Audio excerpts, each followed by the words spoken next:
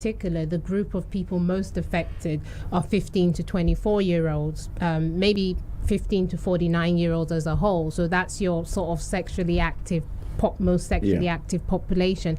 And the reason for that is multifactorial, and like you said, I think this is where we bring again religion and culture comes into the subject matter, because most African homes culturally, you're expected to get married at a certain stage, you're expected to have children. It's also it's not just expected from a cultural point of view, it's also about economics as well.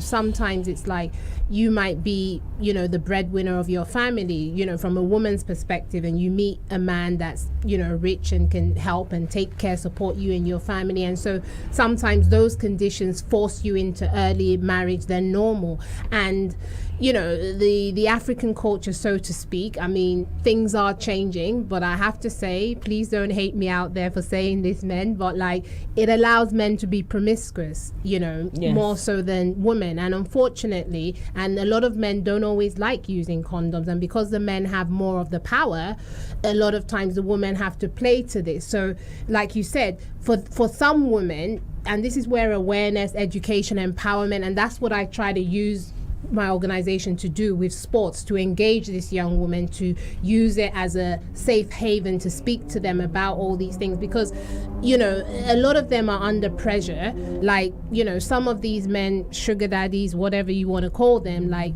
some so these girls are under pressure, and for them the people will see if they're pregnant. So for and this is where awareness comes into. So if they're going to do something that's going to prevent them from getting pregnant, for some of them, that's okay, that's enough. They don't necessarily worry too much about the other stuff until it happens. And that's why I think there also needs to be a merging of family planning, contraception, and HIV. So where they go to get these contraceptions, and a lot of them access it not necessarily from doctors because of the nature of healthcare in Africa. A lot of them access it from pharmacies.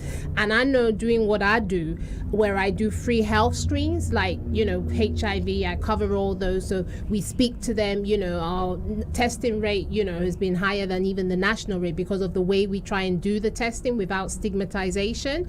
And I know that through doing those things, and I know that I engage with some of like the pharmacists and other people on the ground, and I know that by engaging with them, and if you can somehow combine those two things, like where they access contraception, you're also putting a message of safe sex and also pushing the use of condoms, then slowly but surely we will make progress. Okay.